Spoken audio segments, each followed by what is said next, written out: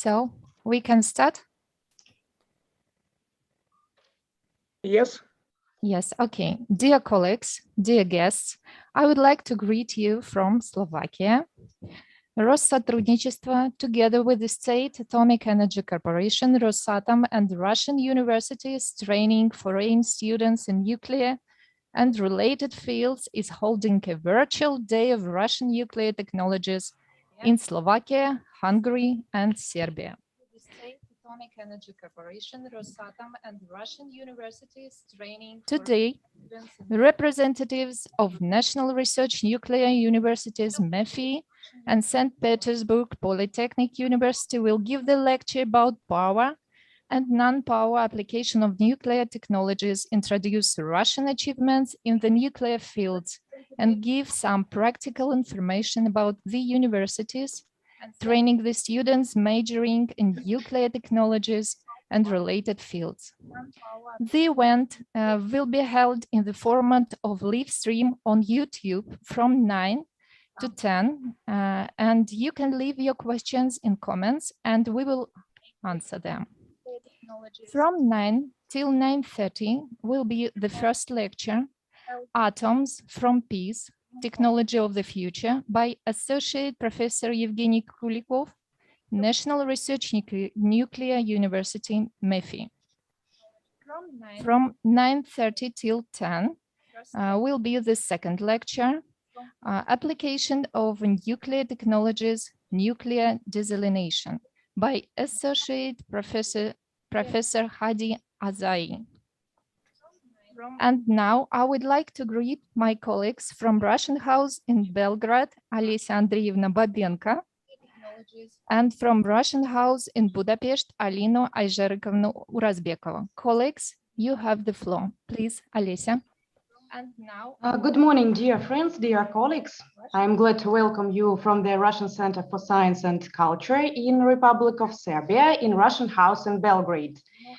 I'd like to say that education in the field of nuclear technology is very prospective and at the same time very difficult and brain consuming. And really those who study at the faculties of nuclear physics, nuclear power, chemical technologies, they all become unique specialists indeed and get exceptional career opportunities.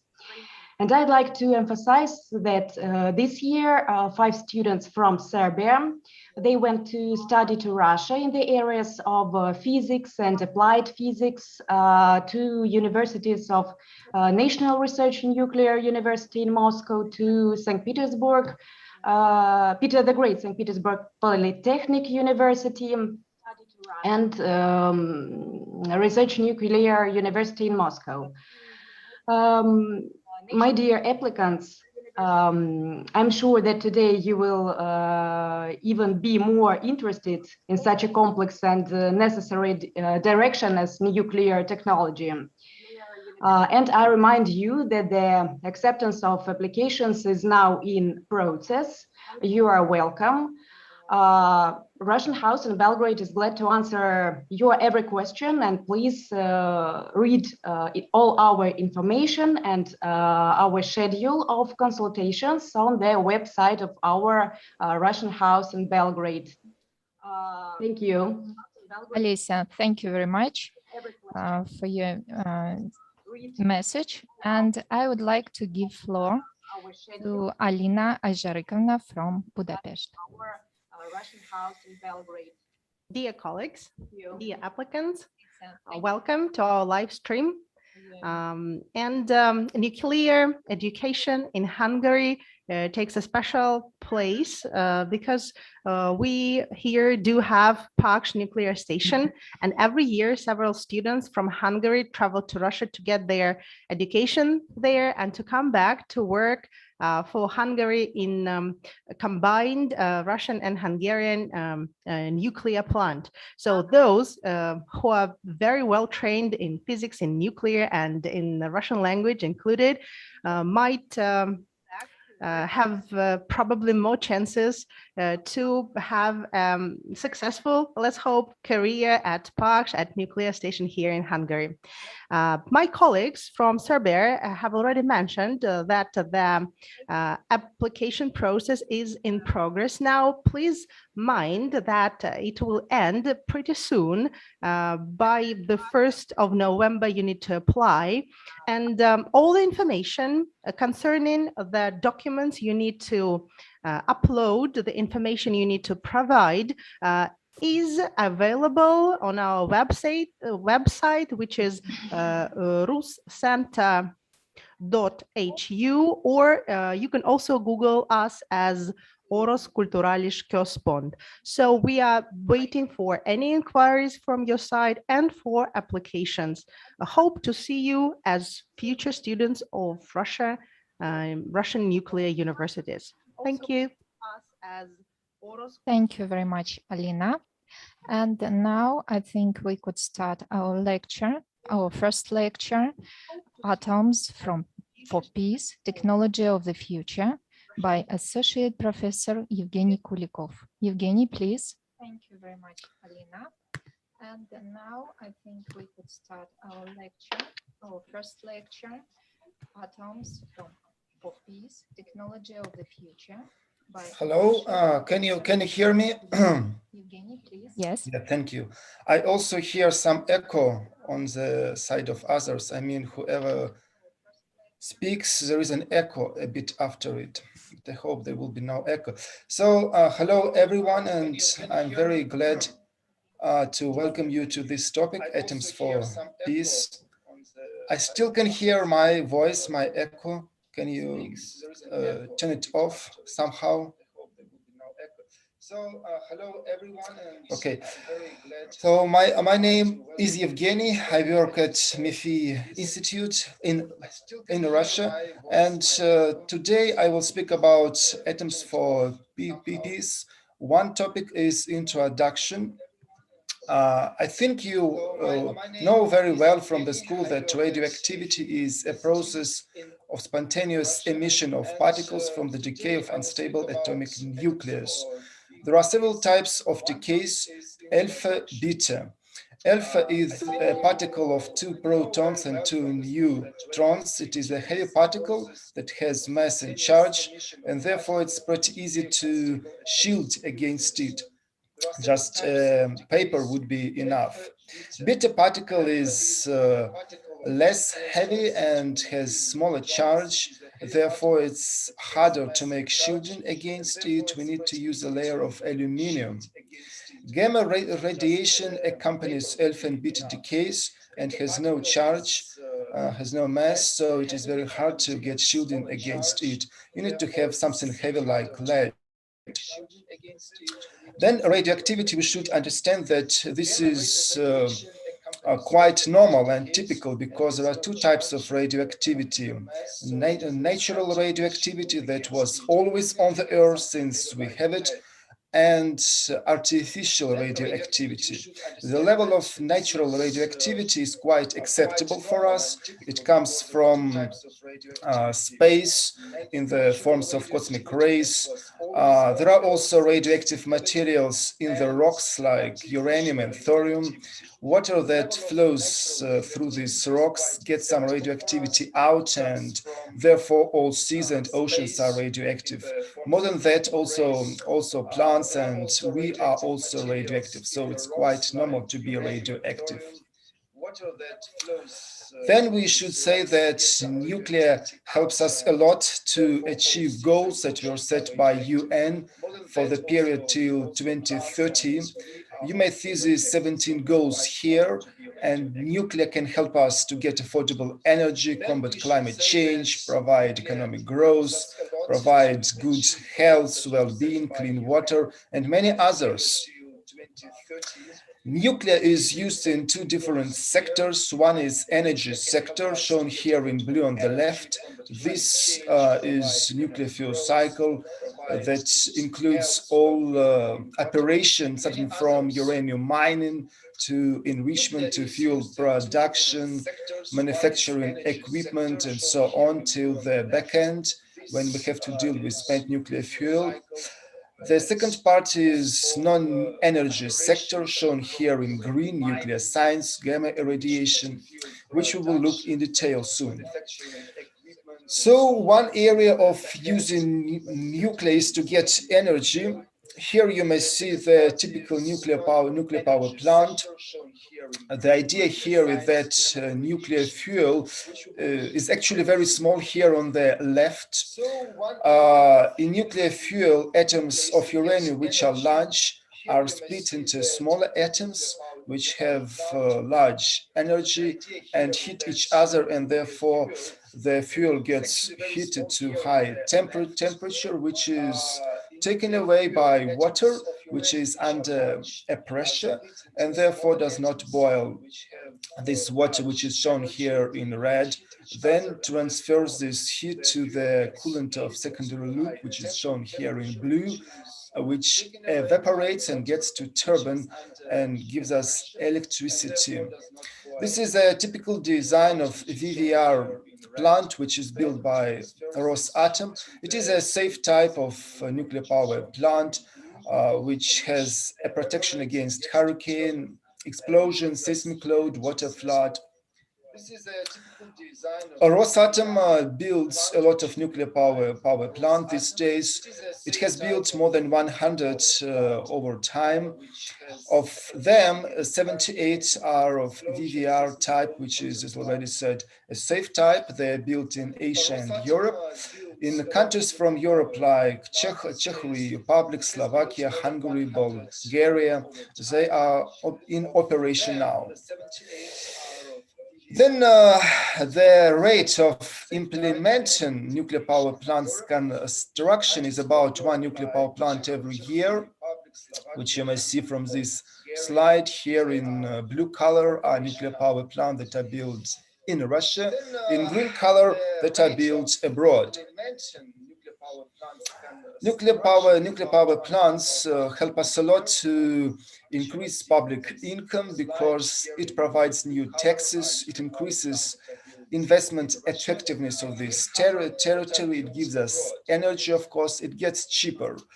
Employment also an important factor here because a lot of people are needed to build nuclear power plants and many have their work there. And also it helps to develop the country as a whole because you need to have good industry and education to support nuclear sector. Investments are huge, but at the end they would give you benefit. So you have to wait, and nuclear power would give you benefits.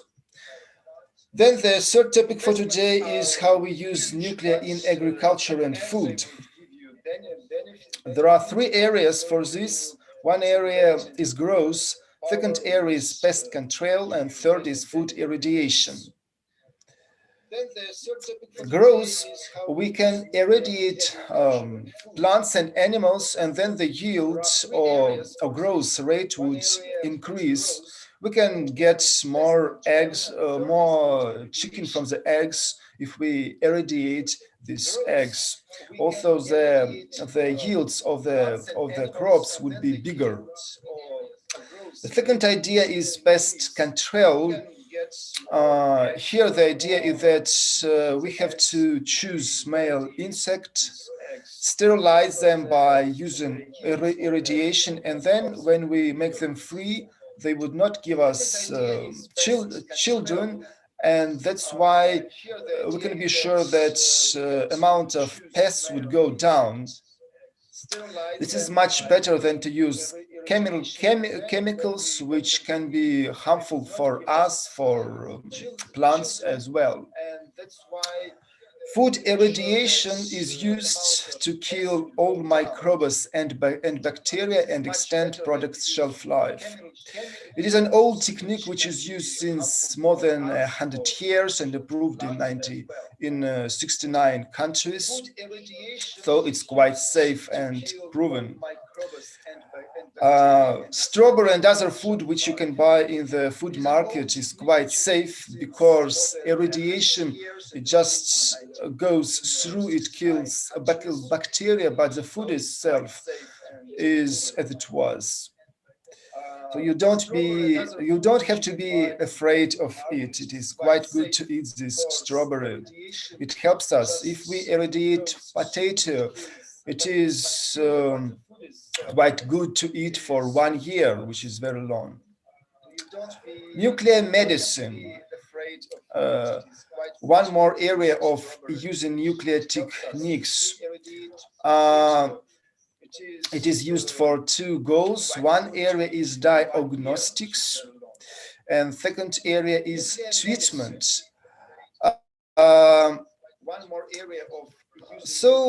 For diagnostics, we can use radiography, which is an old idea, more than 100 years old. The idea here is that each material has its own absorption property of gamma irradiation. So if we irradiate our body, then skin and stones would absorb gammas in a different way.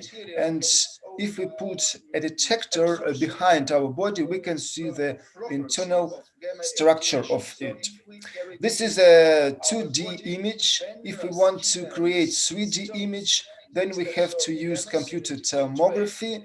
In this case, source and detectors are rotating around your body, and then a computer would put together many 2D images in one 3D image. Then when we have completed diagnostics, we go to treatment. The idea here is that we have a tumor that has to be healed, and if we irradiate it in a proper way, then the cells of this tumor will die. And we can use gamma knife. So speaking gamma knife, the idea here is that you have many radioactive sources. Each of them emits gammas. When they are separate, they don't harm your cells, but where they meet the target, the cells are killed because the dose is a cumulative dose and is large.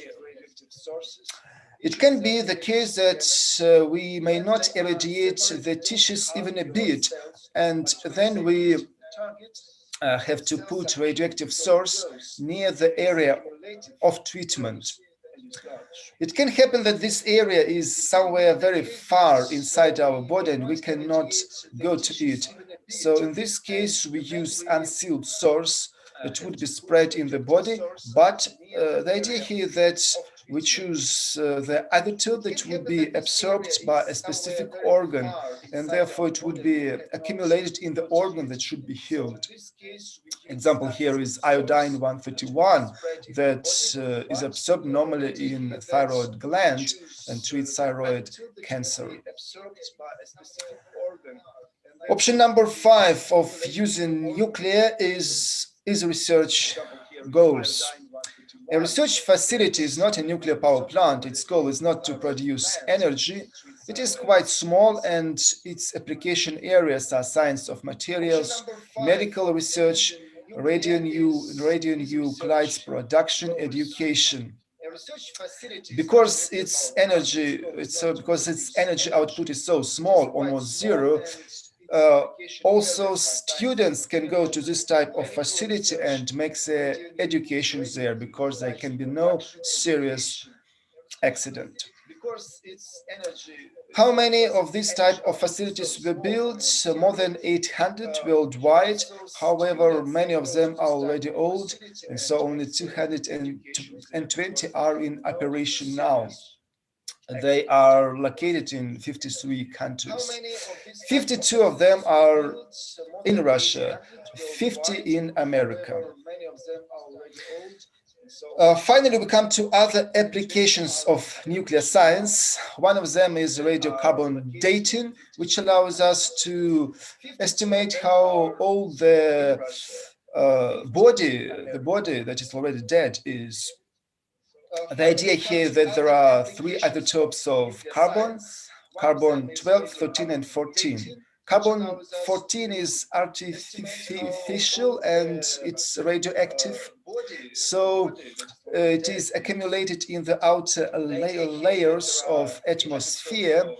And when we live, we breathe it in. but when we die, we don't breathe it in anymore.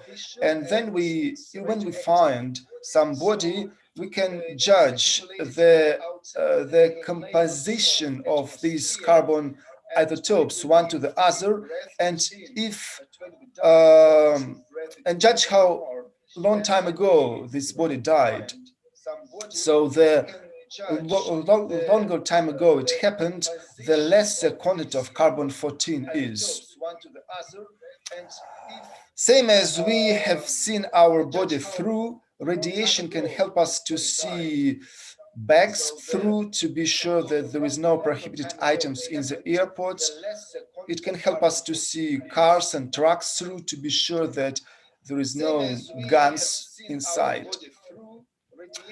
Finally, final slide of this presentation is about nuclear desalination. The idea here is that there are many areas in the world which are situated near the seawater. Seawater has salt and may not be used for drinking. However, if we desalinate it, we can drink it.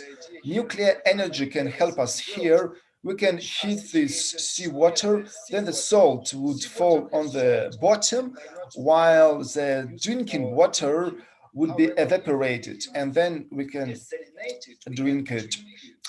So this, we come to the end, and the goal was to show you that there are many areas of applying nuclear. You may get energy, you may use it in medical areas, you may use it for food, nuclear desalination, judging how old the bodies in archaeology are. So you understand that if you get education in this area, you may find job in many different areas, which is good for you. Well, I hope this was interesting, and I will come to the second topic. My second topic is about our institute, MEPhI Institute. Well, I hope this was interesting, and I will come to the second topic. My second topic is about our institute, MEPhI Institute. Okay, can you see this slide, MEPhI slide? Can you assure? No. Then maybe this one. Now, can you see? Now, yes, we can see. Thank you. Okay, very good. So, MEPhI University, where I work, is the biggest nuclear university in our country. It has pretty high ranking. In physics, it is in the top 100 worldwide, and we have 800 scientific and academic staff. We have about 10,000 enrolled students. Many of them are foreign, more than 1,000 nowadays. So if you come to us, you won't be alone here. You meet many others from different countries. At MEPhI, we have many laboratories. You may see they are shown here: experimental nuclear, silicon photo multipliers, some others. We have also experimental facility to make experiments, as already said, on a real reactor. We have also experimental facility called NEVAD for getting anti-neutrino from space. Student life at MEPhI is interesting, is exciting. We have a lot of sport infrastructure. We have the gym, sports fields, Camp Volga, and many other areas where you can entertain yourself and compete one to the other. Events in the evenings to spend some good time. And dormitories are quite comfortable to live there. It is either 1, 2, 3, or 4, maximum 4 per room. You have two types of dormitories. One is the corridor type, which means that you have kitchen and shower on the floor. Second is apartment type, which means that you have kitchen and shower in the apartment. You have a public space to meet and help each other, or to have some sports, or to ask for advice.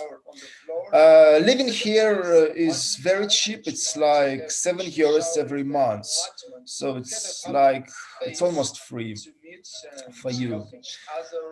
Well, I hope you had some idea what MEPhI is like. It's a big nuclear institute with a comfortable dormitory, many facilities to make experiments, and a good student life. I hope you will come to us and study here. Thank you a lot. Thank you very much, Evgeny, for such interesting, overwhelming information about irradiation, against microbes and bacteria, about nuclear medicine, and such amazing achievements of science in nuclear fields, and sure for presentation of the university. I find it's very interesting to learn something about MEPhI, facilities, laboratories, and such dormitories. Now we can move to the second lecture, application of nuclear technologies, nuclear desalination. Hadi Azai, please, your floor.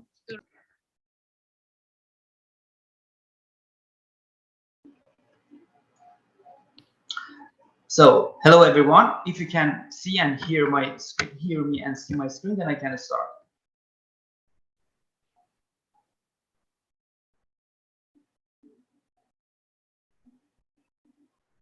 Can you hear me?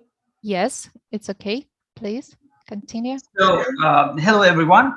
My name is Hadi Gazai, assistant professor of the Polytechnic University of St. Petersburg.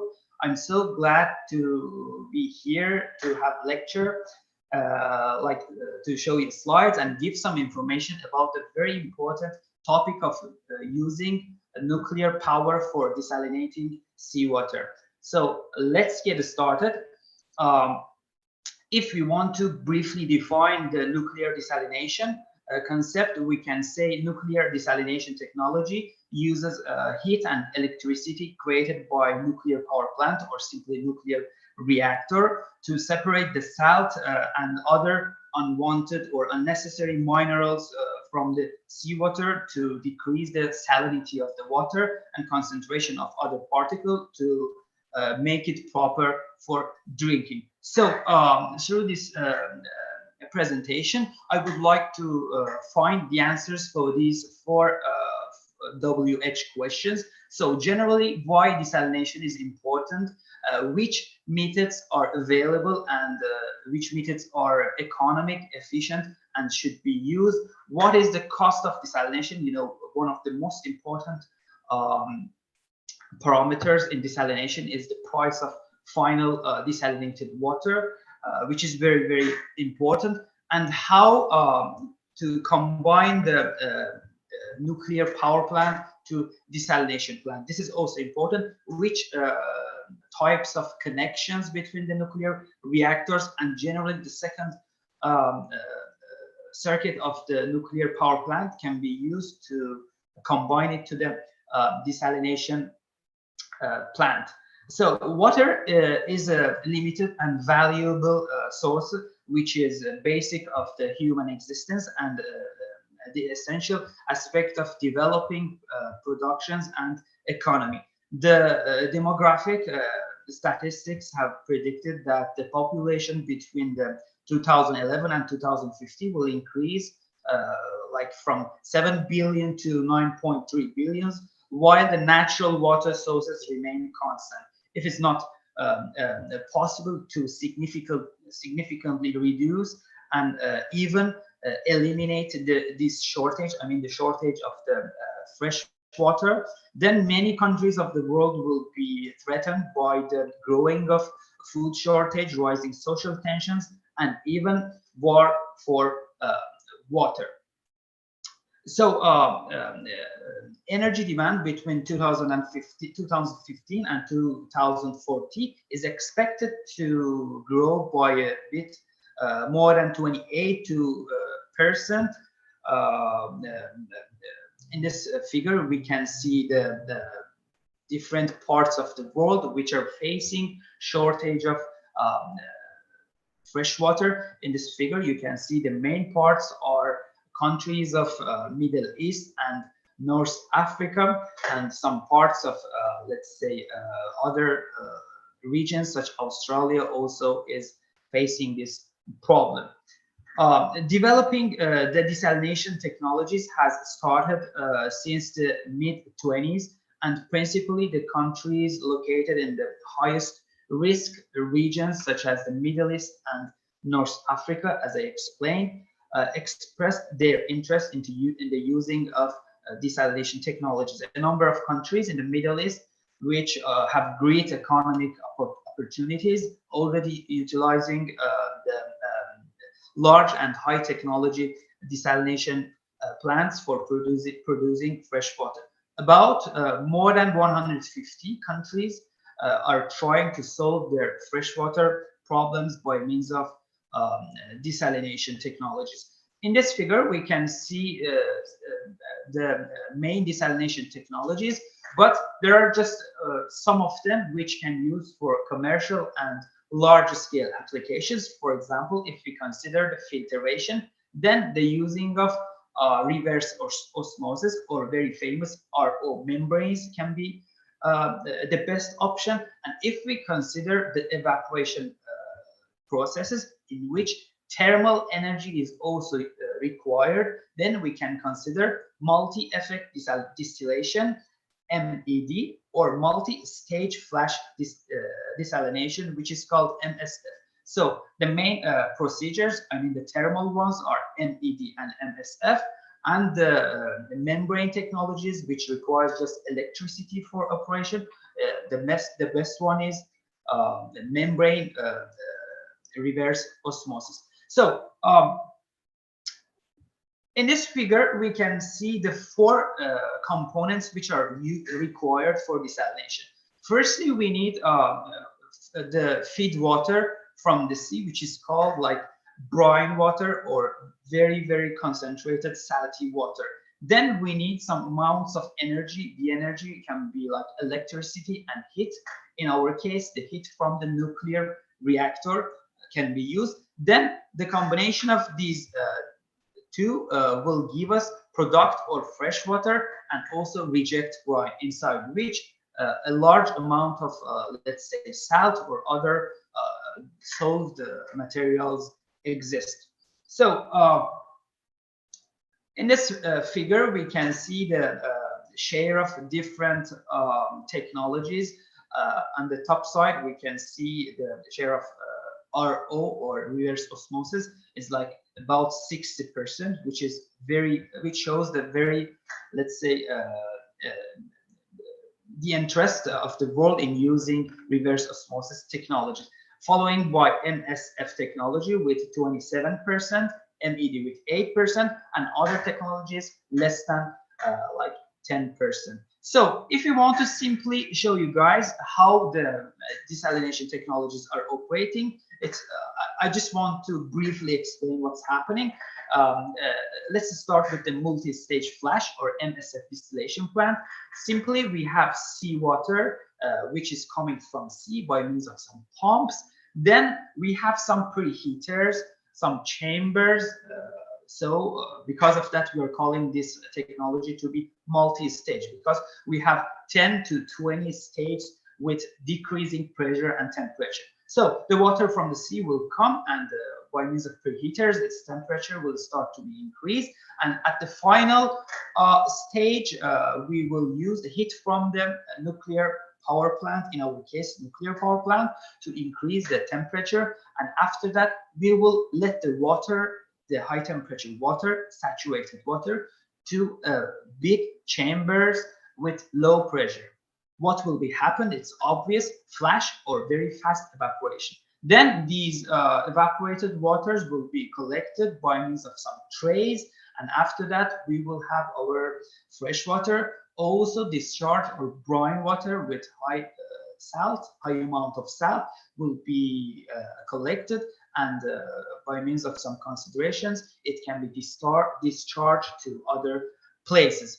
So in this figure we can see the very large MSF, or multi-stage flash desalination plant in United Arab Emirates and also in Saudi Arabia. So about the multi-effect distillation, or MED, the process is the same, but we have some, let's say, improvements over MSF. In MED plants, we also have so many, let's say, from 10 to 12 or 8 to 12 stages with decreasing pressure. But here we do not have large chambers, so we have tubes.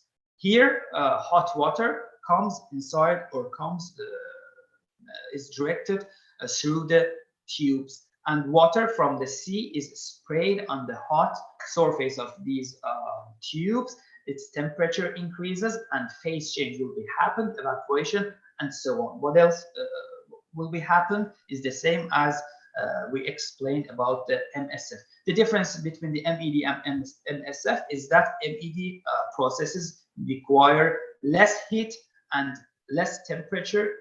Finally, it means that less price for MED desalination plant.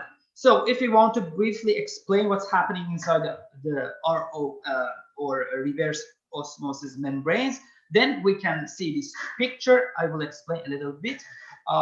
We have highly, let's say, high concentration of salt inside seawater. If you can see at the left-hand side, we have high, let's say, concentration. Then we should have some pressure on this water. We are using high pressure pumps with the pressure of about 60 to 80 bars to let the water, I mean the salty water, permeate from the semi-permeable membranes. Then we will have very, very high quality pure water. So in this figure we can see the block or unit of RO plant, in which we can see several, I mean the white cylindrical pressure vessels of RO desalination system, inside which we have 3 to 6 different membranes. So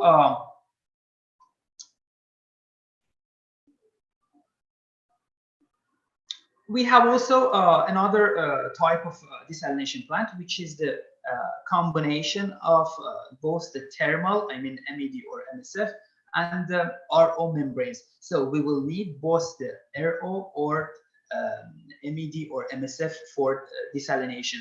By means of that, we will have hybrid desalination systems in which the efficiency of the system will considerably be increased. And also it's possible to use the, let's say, the brine water or discharge water of membrane system as a feed water for thermal desalination plants, by means of which the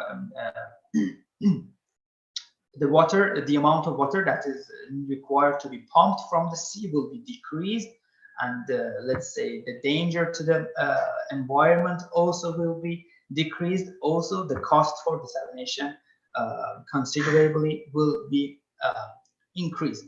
So as stated in many reports, also some other sources of energy like solar energy is often labeled as the free energy and is environmentally friendly. It's not so simple to evaluate feasibility and cost of solar desalination. The major disadvantage of the solar water distiller are weather dependent. It means that today weather is good, tomorrow is like cold, sun does not shine, so you cannot have your desalination plant operating. So this is one of the most important disadvantage of such intermittent energy source. But in the case of nuclear, let's say, power plant, it can be used like through the year, excluding some 1 month for 1 month, 1 to 2 months of refueling and other stuff. So from that point of view, and also economic point of view, nuclear desalination is very proper for nuclear energy is very proper for desalination application. So in general, and according to the type of coolant used, there are two types of nuclear reactors that are used in desalination: light water reactors, or LWRs, and the heavy water reactors, or HWRs.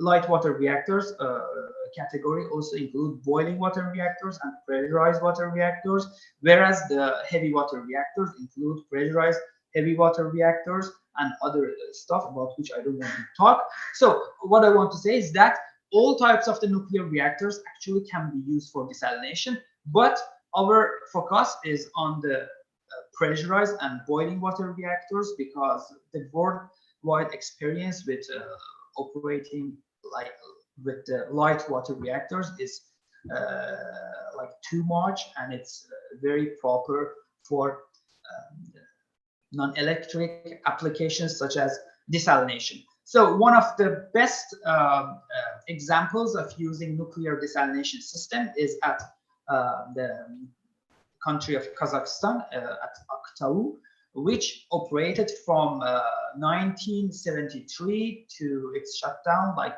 to 1999. It was something about 27 years with the reactor of fast reactor of BN350, and it was a really good experience of the nuclear desalination worldwide. And in this figure, we can see the picture of this desalination complex with the capacity, with a total capacity of about 80,000 cubic meters of fresh water per day.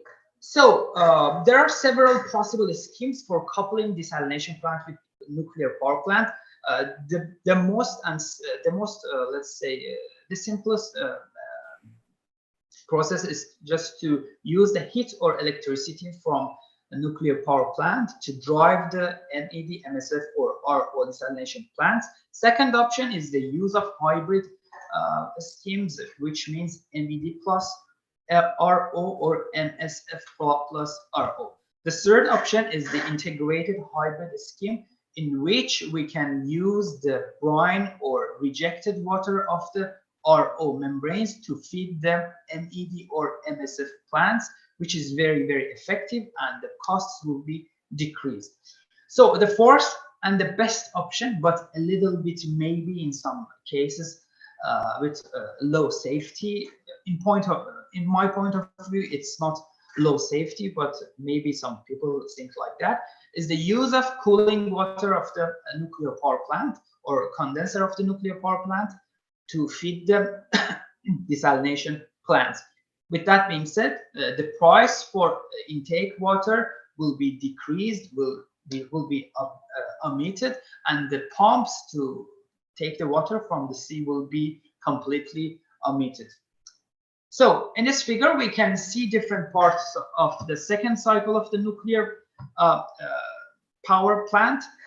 We have high pressure turbine, HP turbine, low pressure or LP turbine, generator, moisture separator, reheaters, preheaters, condenser, and the steam generator of the nuclear power plant. So it's possible for us to get the heat or thermal energy from different points, as you can see. I mean the 12, 8, 7, 6, and also 1, 2, 3, 4, 5, 9, 10, and 11. All the red circles can be used to take the energy for desalination. But the best option is the option that is in which the temperature of the water is not very high. For example, at the point 12, the temperature is 274, which is a little bit high for desalination processes. Desalination processes require the temperature of the water, of the heating water, to be from 80 to 130. So this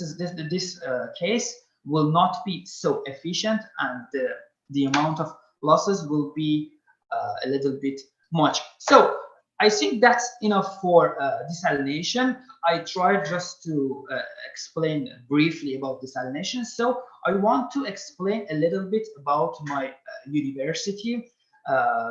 So let me give you some general information about our university, which is very interesting for me.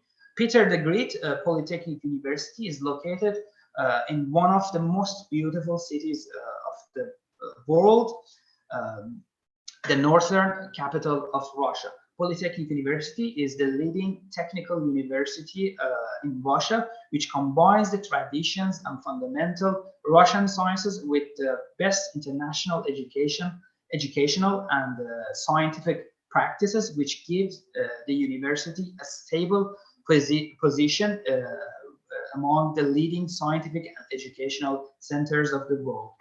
So in more than 120 years of its existence, Polytechnic Institute has several times changed its name and the structure, but finally its name nowadays is Polytechnic University. Since the very first years of its existence, the university had become training highly qualified specialists for the industry, and this remains the essential feature of training bachelor's, specialists, master degree holders, and postgraduate students at Peter the Great Polytechnic University. There are over 50 bachelor and more than 200 master programs available for students in technical, economic, and humanitarian areas in the field of scientific research. The Polytechnic University has positioned itself as a major multidisciplinary research center. Priority scientific areas at the university are experimental nuclear physics, fundamental materials, nanotechnology, energy efficient technology, and advanced manufacturing technologies. So if you see the different ranking systems, like according to the World University Rankings 2021, the university positions between 300 to 350 in the world. Among the 39 the best universities in Europe, third position in Russia, and among the 35 the emerging economies university ranking. So our university has many, let's say, very powerful relations with other universities all around the world. You can see this figure from America, yes, America to Europe. You can see so many connections, especially with the European universities and countries. So, according to QS World University Ranking by subject area at 2021, also you can see in different fields, university has very, very good positions between like 150 to 200 and 400. You can see them in this slide. So let me tell you some international facts and figures about our university. 20% of partner universities of the Polytechnic University are in the rankings of top 400. 13 strategic partners are connected to Polytechnic University. More than 60 joint international projects with industrial partners we have.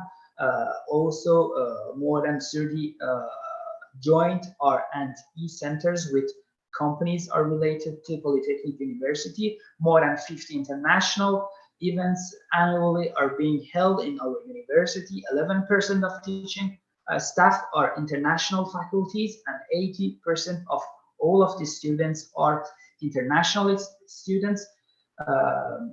So in this slide, you can see some information about the students of Polytechnic University. More than 33,000 total students are studying in Polytech, and more than 8,500 international students from 120 different countries of the world. Other statistics you can also see. So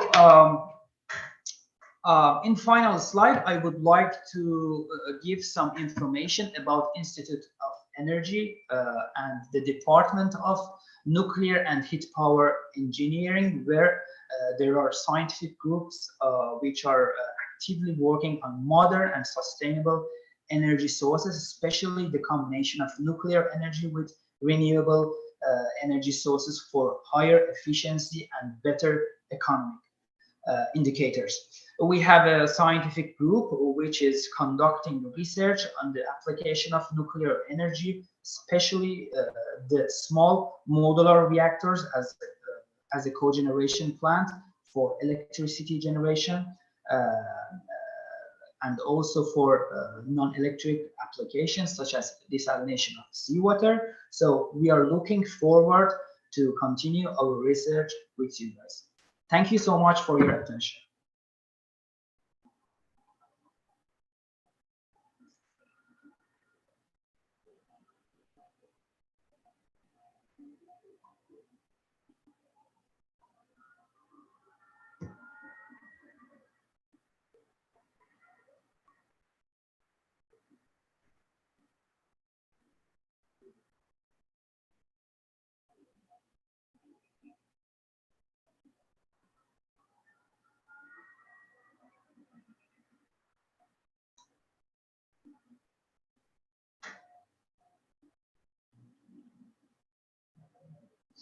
Sorry. Yes, now we would like to thank Hadi Azai for so interesting lecture about desalination. It's really crucial issue of our modern life. And sure for presentation of St. Petersburg Polytechnic University. Now I would like to remind you, please don't hesitate to ask your question in comments. And now we have a few minutes, and I would like to give some information about study in Russia. Every year, the government of the Russian Federation, as part of its initiative to cultivate a generation of brilliant and skilled individuals, allocated scholarship to foreign citizens and stateless persons and Russian compatriots living abroad to study in Russia. The scholarship are offered for all levels of studies, including undergraduate and postgraduate studies. On September the 1st, registration is open to participation in the selection to study in Russia for 2022-2023 academic year. In order to submit the application, students are required to register through the official website on the scholarship program at educationinrussia.com. The application for the scholarship closes on the 1st of November 2021. So I would like to thank you for your attention. And now, if anybody would like to say anything, please.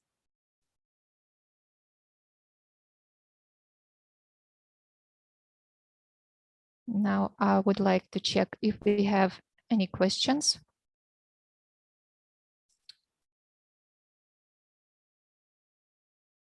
No, we don't have questions.